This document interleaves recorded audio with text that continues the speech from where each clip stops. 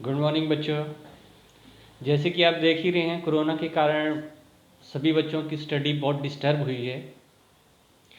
उसके कारण बच्चों को पढ़ने का तरीका समझ नहीं आ रहा है, क्योंकि स्कूल तो रोज लग नहीं रहे। उससे ये महसूस हो रहा है कि पढ़ें कैसे।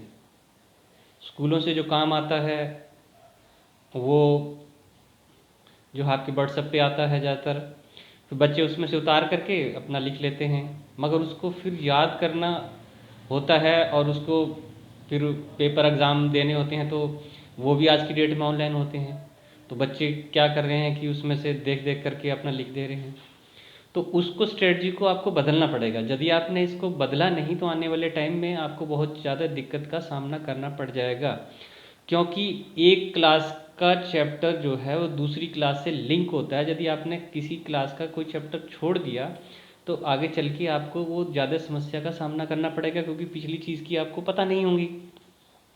तो एक तो मैंने देख रहा हूँ कि आज की डेट में बच्चों की दिनचर्या बिल्कुल जो है गड़बड़ा गई है। दिनचर्या गड़बड़ाने का मतलब क्या है कि जैसे पहले स्कूल लगते थे तो सुबह 7:30 पौने 8 बजे के अंदर अंदर बच्चे जो है स्कूल पहुंच जाते थे, नहा धो के फ्रेश होकर के एकदम रेडी होकर के। आज की डेट में बच्चे उठ ही 8-10 बजे रहे हैं, तो उनका दिनचर्या एकदम ख़राब हो गया है। और सबसे पहले तो मैं कहूँगा कि अपनी दिनचर्या ठीक करें।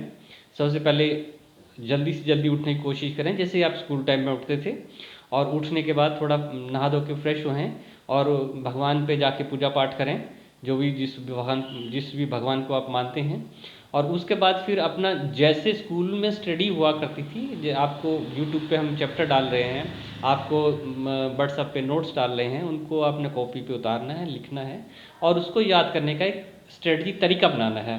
कि अभी साइंस का पीरियड है तो आपने अपनी तरफ से कुछ पीरियड बना लेने हैं कि ये साइंस का है तो इसको साइंस के लेना है, मैथ का है तो मैथ का पीरियड लेना है। उसी हिसाब से आपने 1-1 घंटे 2-2 घंटे का हर रोज़ शेड्यूल बनाना है, साइंस का, फिर मैथ का, फिर इंग्लिश का, फिर हिंदी का। वैसे ही यदि आप कंटिन्यू शेड्यूल नहीं बनाएंगे तो आप पढ़ाई में बहुत पीछे रह जाएंगे, जिससे कि आने वाले टाइम में आपको बहुत ज़्यादा दिक्कतों का सामना करना पड़ेगा। और आपका जो एम है, जो आप ज़िंदगी में बनना चाहते हैं, जो आपने सपने देख रखे हैं, वो एम आपका खाली ख्वाब ही बन के रह जाएगा, सपना ही बन के रह जाएगा। यदि आपने उसको पूरा करना है, यदि आपने कोई लक्ष्य निर्धारित कर रखा है या आप जिसको पाना चाहते हैं, तो आपको वो स्ट्रेटजी अपनानी पड़ेगी।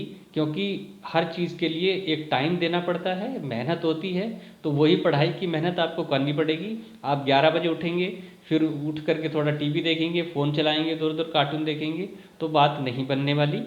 तो जो आपकी स्टडी है उसको आपको बिल्कुल वैसे ही टाइम देना पड़ेगा जैसे कि आप रेगुलर स्कूल जब आते थे तो वैसे देते थे।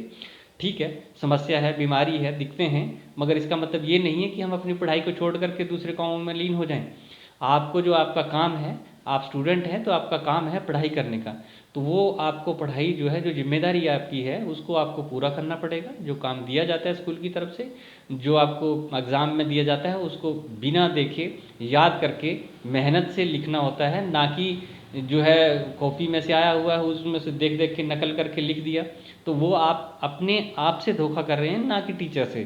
क्योंकि फ्यूचर में जब नेक्स्ट क्लास में जाएंगे तो आपको समस्या का सामना करना पड़ेगा। तो इससे बेहतर ये है कि आप अपने दिनचर्या को ठीक करें, आप अपने शेड्यूल को ठीक करें, आप सब्जेक्ट वाइज उस सब्जेक्ट को पूरा टाइम दें।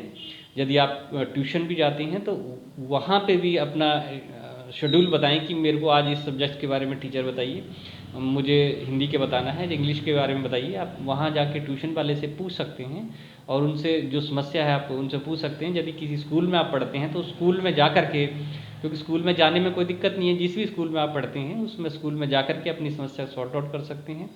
और कोई दिक्कत है तो उसको सॉल्व करिए, क्योंकि आप जितना पूछेंगे, जितना आप उसमें रिसर्च करेंगे, जितना पढ़ेंगे, उतना ही आपकी नॉलेज बढ़ेगी।